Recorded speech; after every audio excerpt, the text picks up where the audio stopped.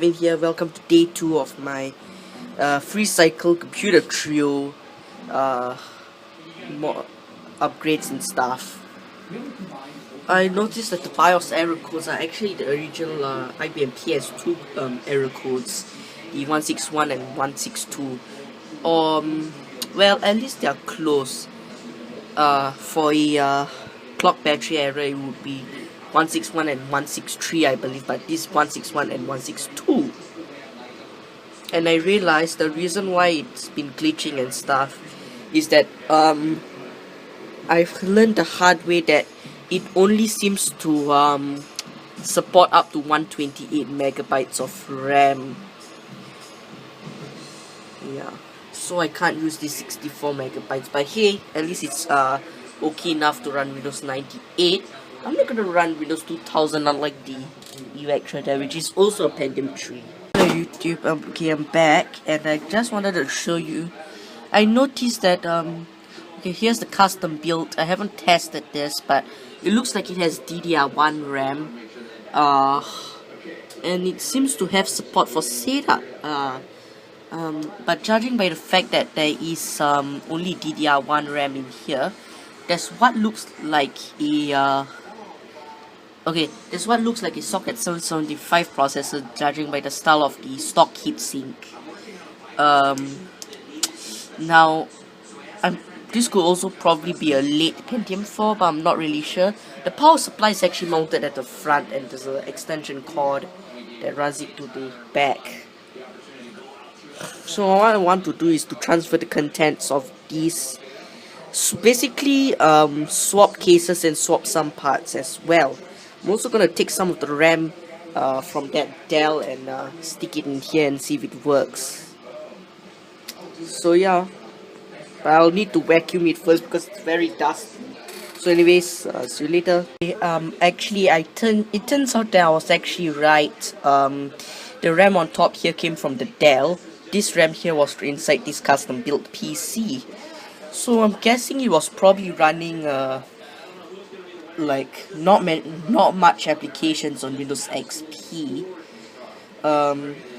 because it's only 512 megabytes. So at least I can have 760 and the yep, I was right. Wait, I already see that. So anyways, I'll try to see if I can run it with both these sticks of RAM. And it's good that it has an AGP slot, but I'm assuming that the onboard graphics are better than this ATI card that I have. So I also need to try. I want to take the capture card, the Philips TV7133/4 that's already inside the HP. I want to put that in here and then put the Dell capture card into my what will be my new so-called custom build. So yeah, I'm gonna hook it all up and test it. Okay, so I got the RAM hooked up here. This is a BIOStar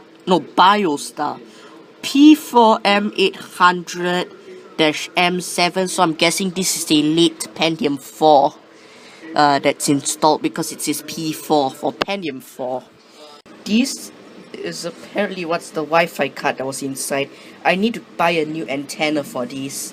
It's a D-Link Air Plus G, and seems to be in good condition for what it is. Of course, I'm gonna leave it with this motherboard since it's going into my room and it can be connected through Wi-Fi. I am planning to run so-called XBMC Ubuntu, which is basically a Ubuntu that or Ubuntu that boots straight into XBMC, which is a very good media center software that I will want to use. And I have an 80 gigabyte drive that I might be able to use with this. And this power supply also, it doesn't have any SATA connectors, but however, yeah, no SATA connectors. But however, I can, that drive actually has a Molex, there's 4-pin connector, so you can use either that or the SATA power connector to power the drive. Anyways, smoke test! Okay. Maybe I need to hook up power. Oh! Beep! Oh, why is it beeping? What are you beeping about? Okay, that's a very nice BIOS picture. Like, oh, beep. Okay. This is a pretty, oh, BIOS star. Okay, so it seems that we'll put in the disk here. Samsung Grindmaster TM. Okay. Press delete to enter setup. Entering setup, it's in the wrong place. Okay. It's hard to see the monitor here. But it seems that the screen here, you can is like a fan controller interface thing.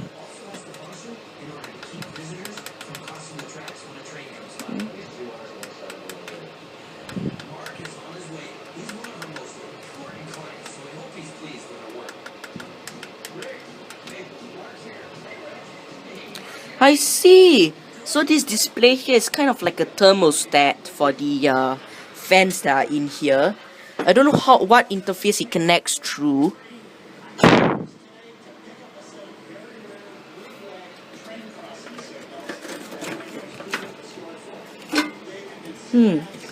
I always wonder what model of case this is, so I can look up a manual, but okay, we lost the signal on the monitor.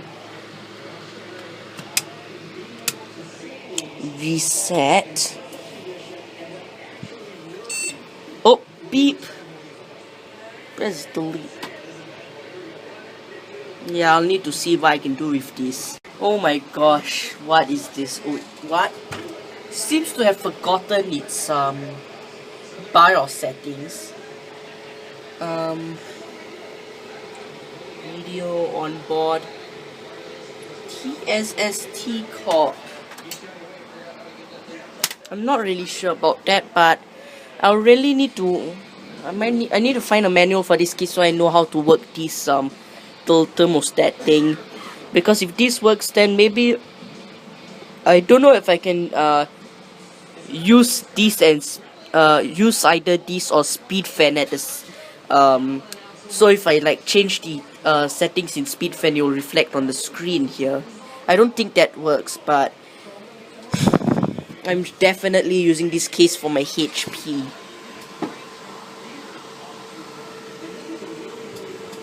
And a nice. Oh, so that's an intake fan. It isn't an outtake fan, but there is an outtake on the side of the case. It's an Intel thing. But I am pretty sure this is a Pentium 4 system. So I'll need to set the date and time, and I'll put up the Hiron's put CD that's already in there. There's this so-called zip drive, but it's actually a place where you can put a floppy drive or you make card reader. Gee. So I set up the BIOS. I turned off the BIOS screen just because I like the text mode startup basically, and it just locked up. It seems. Oh, it seems it's actually a Pentium D. Yes. So Pentium D, I believe, means Pentium dual core. It's not F9. Oh. Connecting drives. Hardware monitor. I haven't seen that part of the BIOS in a while. My previous BIOS star motherboard, the U868A68 Pro, also had a hardware monitor there. I want to put into mini Windows XP. Windows is loading files.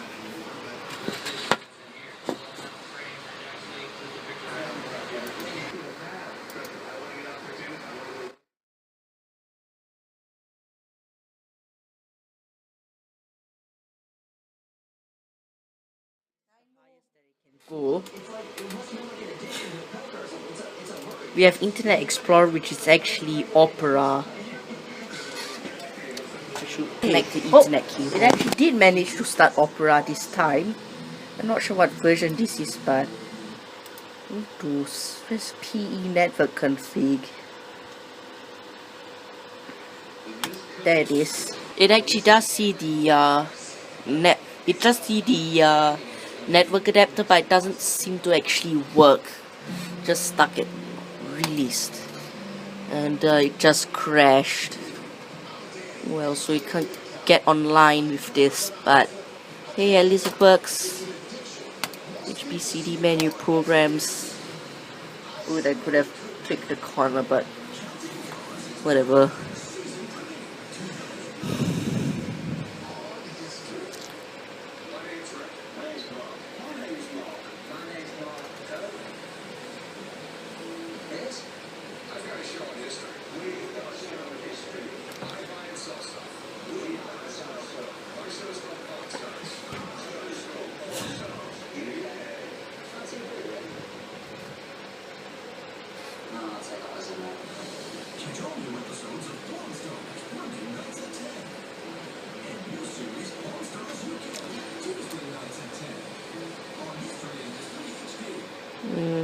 But, oh, system information, there it is.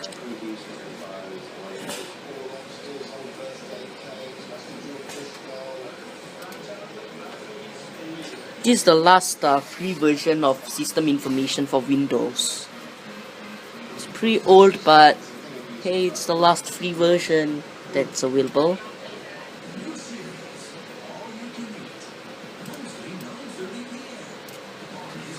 I've forgotten that BioStar and one other manufacturer I forgot. Oh, Gigabyte.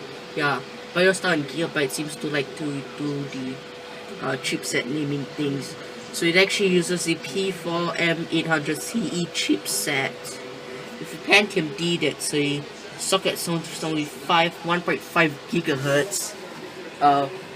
Memory summary: wrong incomplete values reported by BIOS. It seems to take maximum 1 gigabyte of RAM, but it's probably the wrong thing. It takes a nice portion of the RAM as the video RAM.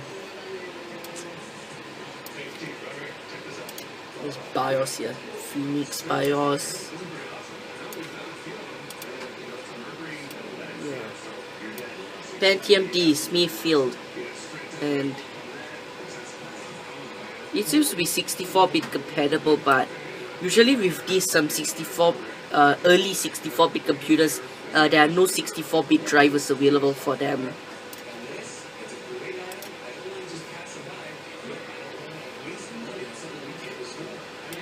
Sensors. Let's see if this is actually kind of accurate. Well, this display on the front here is not accurate, but okay.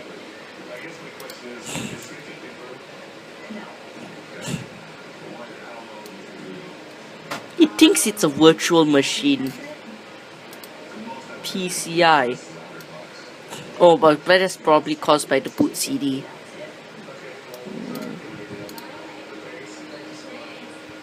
It sees 2 adapters, which I believe is actually one adapter.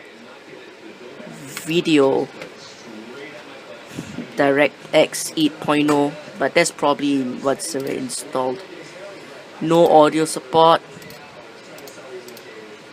With all these specs, it actually seems like this would be maybe an okay enough computer for XBMC, although I don't think it will run all that fast. I'll just see what I can do with a cheap home theater PC. And trust me, I have ran Boxy on 512 megabytes of RAM back when they had the Windows version available. So yeah. So anyways, end of day 2. Thanks for watching. Seems that this is actually the temperature sensor, so I'll try to stick this near the processor if I can. Actually managed to get it to open up, and there's actually this red light here that I did not. Oh wait, oh yeah, that's all. I know that it's the hard drive indicator. Here the LCD and the buttons and everything are all one unit, and the power supply is behind them with the extender, and seems to have a internal switch, and it's actually locked to 230 volts, which is okay for me. So yeah, I'll continue taking this thing apart, then I'll take apart the HP. Here's what it looks like without the control module in place. We have a power supply with the extender that's behind there, and then there's actually a switch there. So yeah, I am also going to swap the power supplies, but what I'm going to do is just remove the power supply, then I will stop for the day and continue tomorrow. This pile here and the stuff on the floor will be the parts from this PC, and then the parts from the HP will be put on top of this Dell.